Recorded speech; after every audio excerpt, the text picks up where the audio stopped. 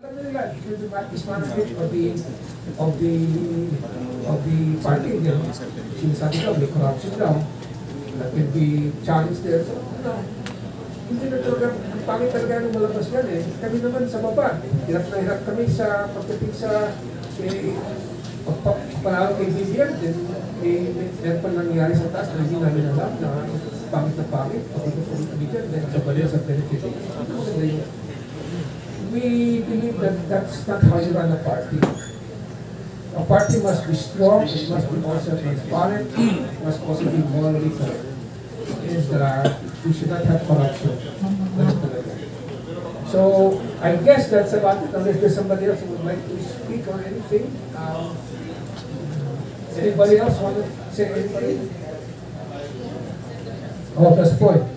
Region 4A, Chairman. Yeah, tatanong ko lang, kung di ba, katulad niya, nakapile pa lang sa prosecutor's office ang criminal case. Paano kung sila pa rin ang, nga eh. So, yung criminal case, pag nag-dismiss yan, wala na lahat yan. Opo. Siguro by next week, malalaman natin yung isuto ng prosecutor sa file as an estimation of court. So, kailangan mabango na. Kasi pag dinisip nila, pag sinabit po resolution niya na impembo ng kabila, wala na po lahat ng ano natin, pinaghirapan. Yeah, but we're doing what we can there. And please understand, no, may kulay to ng politika because this is a political party.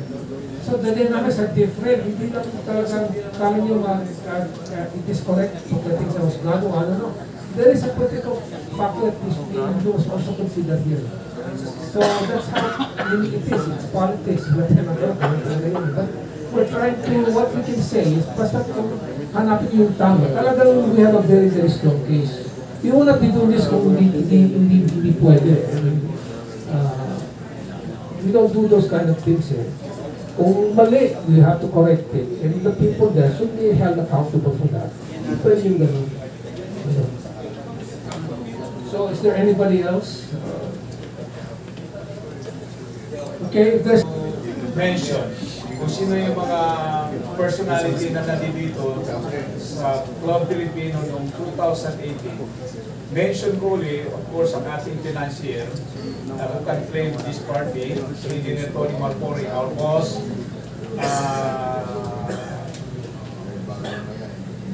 Sir Gadi Soto of Region 1, and then Architect Butch Balyao of NCR.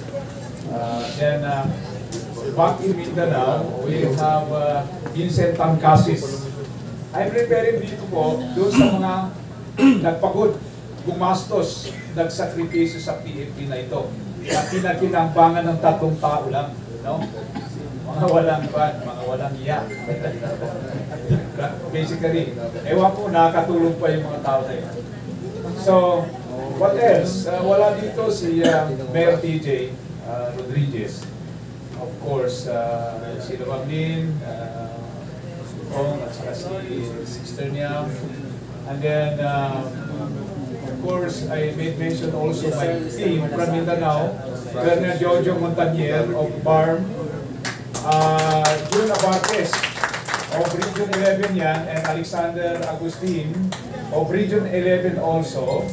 And then doon sa Region 10, wala dito kasi nasa Amerika, si Lady Sally sa Los Baños. And of course, Arturo Moreno, the Regional President of Region 10. And of course, Colonel June Gonzales of Region 9. Nagta-travel pa yan from Zamboanga all the way to Coronadal City, just to be with us.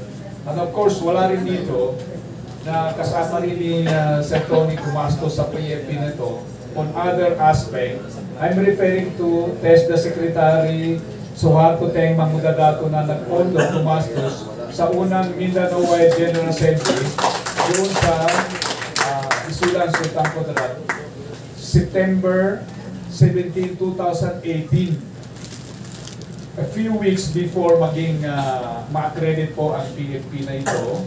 And of course, ang kanyang tatay, si Governor Dato Pax Mahmood Dato. So, they were the officers who put trust to us kung paano maitawid ang Partido Federal ng Pilipinas. No?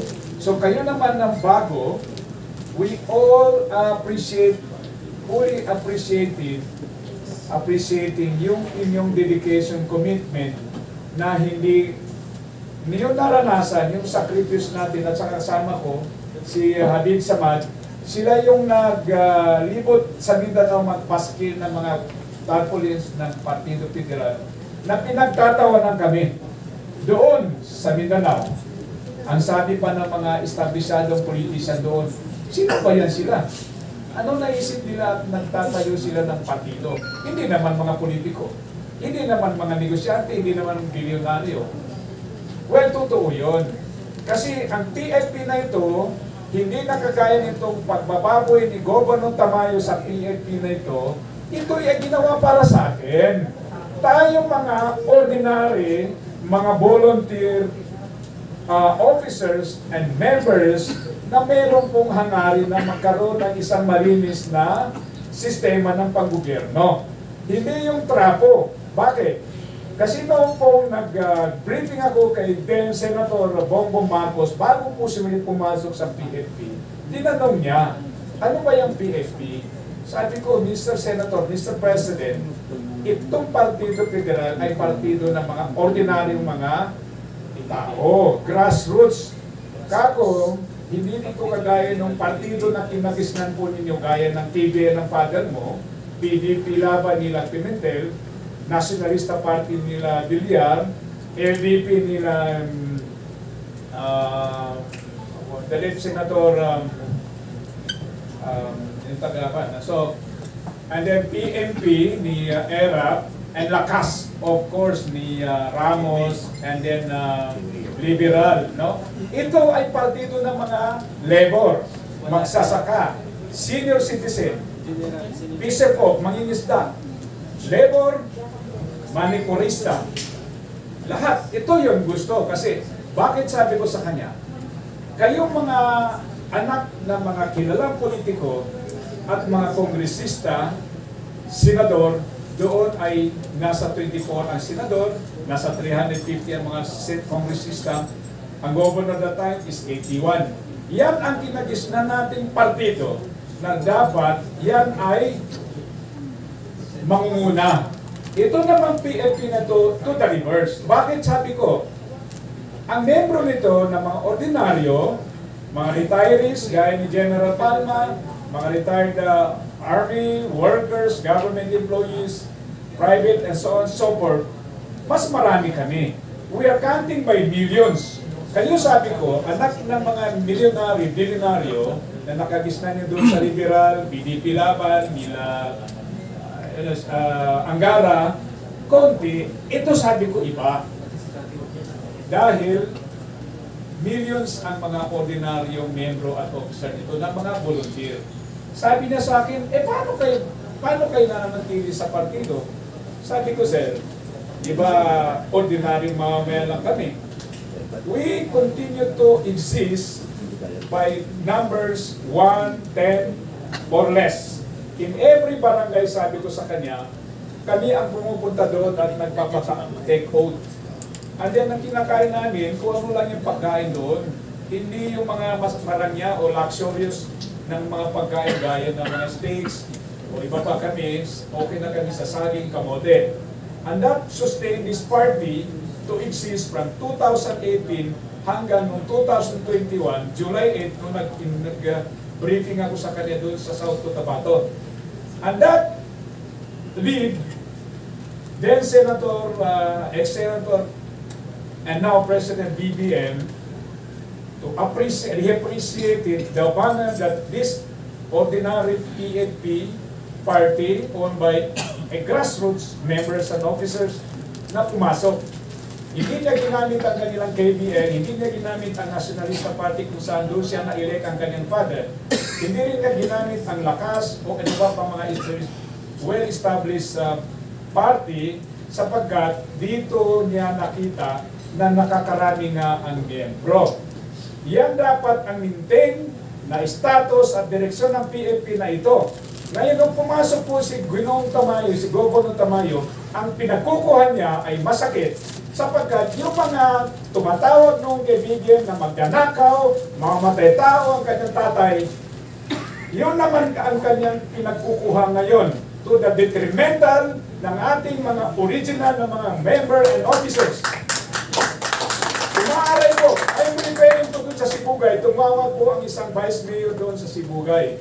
Sabi niya, VP, bakit noong kampanya natin sa 2021 and 22, pinangangalandakan dito sa Sibugay na yan si Marcos magnanakaw. Ngayon pumasok si Tamayo at nagpapatake out kung sino yung tumawag na magnanakaw si Marcos, yan ngayon ang bagong member ng Partido Federal ng Pilipinas sa aming lalawigan, kami ay nawala sa picture.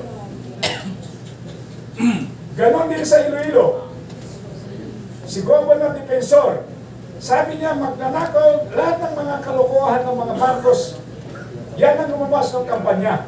Ngayon, pag upo ni Marcos, lahat sila, dinilaan ang puwet ng ating presidente. Alright? Doon sa Iloilo, lahat ng bago, lahat ng mga anti-Marcos, yun ang ngayon ng PNP. Doon sa Iloilo. Yung mga nagpagod, nagsakripisyo na wala. Tama yan. Yan talaga.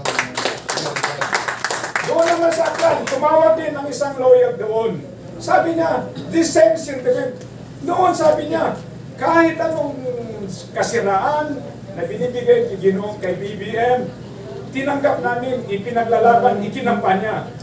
Ngayon nanalo na, yung mga kinalaban namin noon, nandun na kay Marcos, yun ang pinagbubuhan ni Governor Tamayo. Kami na original, nagpagod, nagsakripisyo, nawala na naman.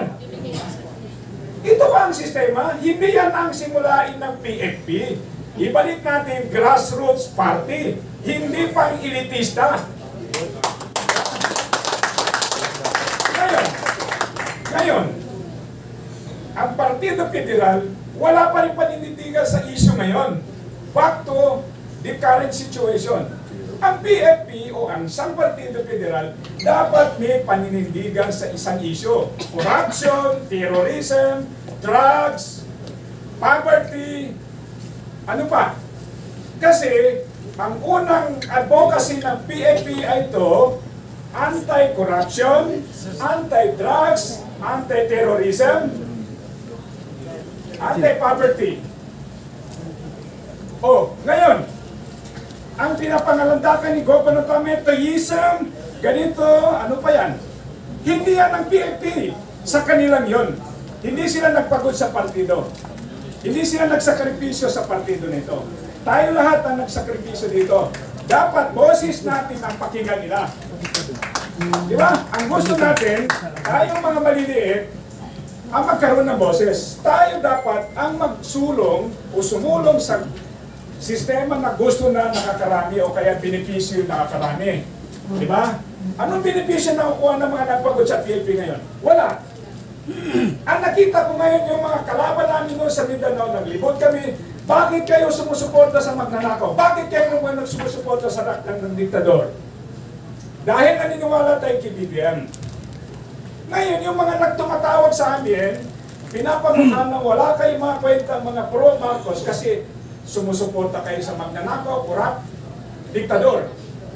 Ngayon, nandun na sila. Nandun pa sa Malacanang. Kasama ni Anton Magdameo, ni Sap Anton Magdameo. Eh tayo, napadawag pa tayo sa Malacanang? Never. Pinasalamatan ba itong PFP na ito? Never. Oh. Ngayon, di mawag tayo. This party is ours, not them. Yes.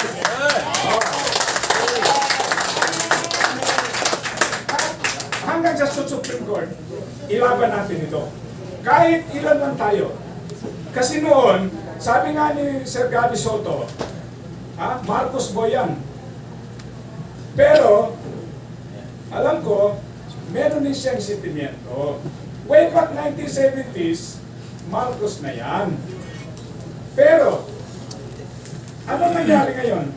Isang Gabby Soto ba na kaibigan ng dati ni BBM, tinatawag ba si Sap Anton Laganeo at pinasalamatan ng Region 1? Wala. Napatawag pa si Engineer Marcore na gumastos sa PNP na ito at sinabi ni BBM, Engineer Tony, salamat kung hindi mo ginastos sa yung PNP na yan, hindi ako maging pangulo sa ilalim ng PNP. Nangyari ba? Wala. Ngayon, nobody among us, ako, hindi naman ako, what do you call it, yung, I mean, hindi ako nanunumbat, sapagkat, ako naman, kung di dahil din sa akin, hindi rin siya, malamang hindi rin siya papasok sa PNP. Now, doon sa libro ni Atty. Vic Rodriguez, sinabi po niya na I am one of Muslim leaders who briefed the BBM that led him to join PNP. Kasi nga, sabi ko sa kanya, ang PNP is a grassroots party. Pangmahirap na partido. Pero nga wala kaming member dito na bilyonaryo, anak ni senador, wala. Puro mga volunteers, mga retired, mga negosyante kagaya ni Sir Tony, retired employees kagaya ni Sir Gabi. Of course, mga negosyante rin kagaya ni Architect Bots Balyaw. Yan ang PNP. Wala kami mga ex-senators, minis o kaya department secretaries, so on and so forth. Kasi that time sila kasesyonis, hindi pa man sila mga sekretaris noon. Sila J.B. Hinlo, na naging presidente ng PNP, hindi rin mga government officers. Atty. Mangudyong, hindi rin. No?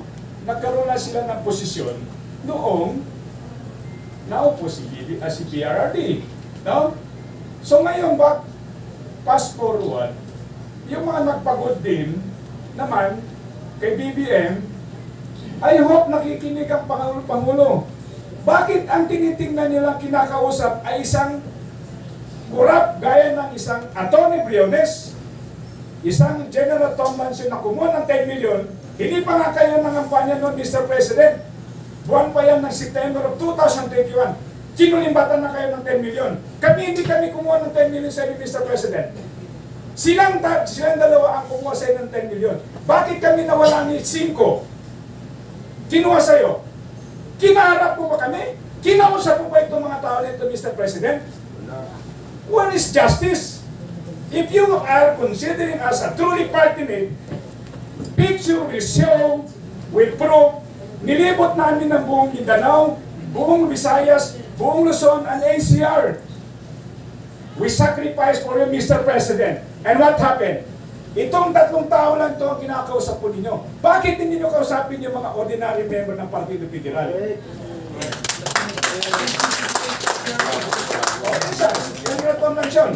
Naging DCDA chairman.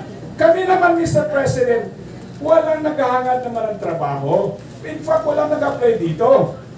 However, kung meron kayong kukunin sa amin, we are honored to accept whatever trabaho yan, basta walang mga posisyon. Ang kailangan lang ng grupo natin na to, recognition or appreciation from a president like BBM na tumakbo sa PNP at nanalo. Tingnan nyo doon sa Comelec ang partido ng PNP. Pinatawag pa ni BBM ang lahat ng kanyang kapartido ng PNP. Record will show. Okay. Ang ating president, veteranong politician, 49 years na nasa politics. 48.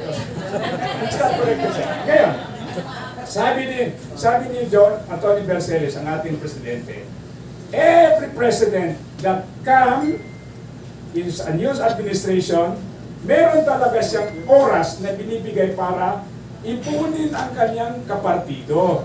Meet and greet session. From the time of Cory, Ramos, Erap, Angara, etc. hanggang kay PRRD, Arroyo. Etong kay BBM, pinatawag pa tayo. Gaya rin ng wala magpagpasabi rito na pinatawag tayo. Ang kinatawagan lang po niya, gaya ng kurap na Atty. Briones, General Lancion at Governor Tamayo, napagkakalan natin milyon-milyon din ang kinuha pera. Tayo ni piso, ni 5 wala. Pinatawag ba tayo? Anong klaseng samahan nito sa partido? Di ba? Sana makarating sa ito, Mr. President. Harapin mo kami. Kausapin mo kami. Ano bang problema nyo? Ang problema namin, tagutom sa amin. Ang problema namin, wala kami supply ng tubig. Ang problema namin, drugs, criminality. Yun lang. Hindi kami nag-aangat, Mr. President, ng sweldo o kaya ay trabaho o kaya ayuda. Maski mga miyembro kami ng mga pobreng pamilya, hindi ho kami nag-aangat ng ayuda. Sapagkat, Mr. President, alam namin kung paano mag-survive. Ang hindi lang namin alam, o kaya tinuruan ng magulang paano kumilibat sa pera ng gobyerno. Gaya ng mga nasa Kongreso. Nasaan ang bilin-bilin na public pork barrel na yan? Doon sa amin, wala pa rin ilaw. Wala pa rin tubig. Wala pa rin mahusay na kalsada. Yan ba, hindi yan ang gusto ng PAP. Yun ang gusto ng partido.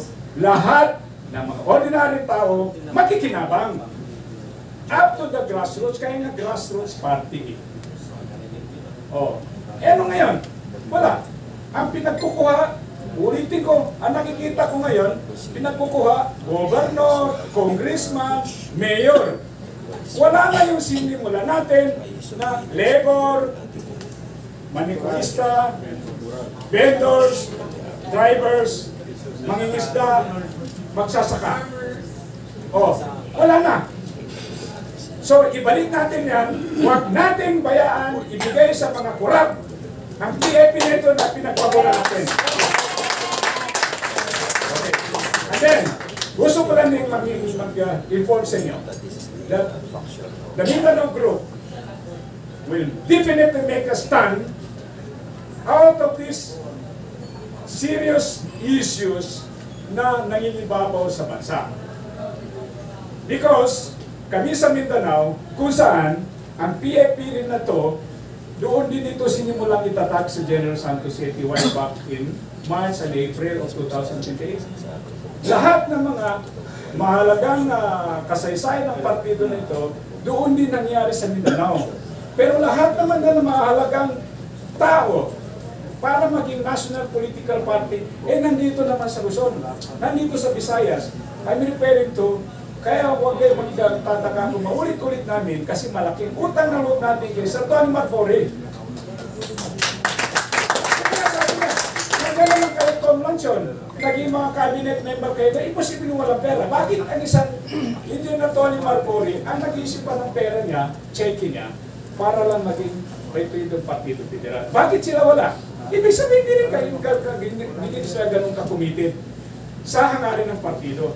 Kami, lahat gumastos din doon sa Mindanao. And we do not just spend by hundreds of thousands, we spend by millions. Inaway na nga ako ng asawa ko eh. Oh. Kasi tuwing pupunta yan sila General Tom Lancion, sila Briones na yan doon. Ako ang nagbabayad ng kanilang ticket. Ako ang nagpapatulog sa kanilang hotel. Ako ang nagpapakain sa kanila. Hindi ako nanunumbat dito. Ha? Sinasabi ko lang yung totoo. Noong panahon na kami ay pinupulahan, kinakatsa, ano kayo? Anong klaseng tao kayo nag-organize kayo ng partido, hindi naman kayo mga politiko? Ha? Records will show, and pictures will show. Tuwing pumupunta yun sila noong ginagawang partido, they stayed at least 1 week doon sa Mindanao. I provided the vehicles, the hotel accommodation, the food, and the plane ticket.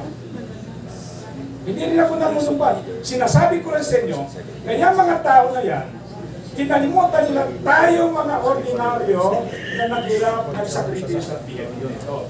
Sila ngayon na nakikinabang, pinagsisigaw pa nila. Hindi naman sila naiyak. Yung kanilang ipinagmamalaki, may katiting wala silang pagod. Of course, may mga original PNP na nandoon. Oh, pero kagaya nila sa Panto ng Gameo, ni Governor Tamayo, hindi naman sila gumastos dito nung itinatag ang PNP nito. Ha? Pumasok lang sila mga buwan ng July, not July, but September, maybe. Pero wala silang ginastos nung itinatag ang Partido Federal. So, muli hindi kami nanunumbat. At ulitin ko kanina, the Mindanao Group will definitely take a stand. We are not required naman yung mga Mindanao and Luzon, Visayas, NCR to make a stand. But those who will join us in making that stand on a very important issues na naka-apekto sa buong Pilipinas, sa buong mamayang Pilipino, I hope you will join us and we will appreciate it. So, with that, sana, pagpasensyahan niyo ako, kung meron man ako nasabi na nakasakit ng damdamin niyo, yan naman ay aking emosyon. Doon po naman sa hindi ko nabanggit ng mga miyembro ng PNP na ito, nakalimutan ko, isa pa, si Freddy Aguilar. Ginamit nila ang katinagan ni Freddy Aguilar para maka-attract at magkaroon ng kredibilidad ang PNP kasi nga pang mahirap na partido. Another, si Congressman Omar Andal.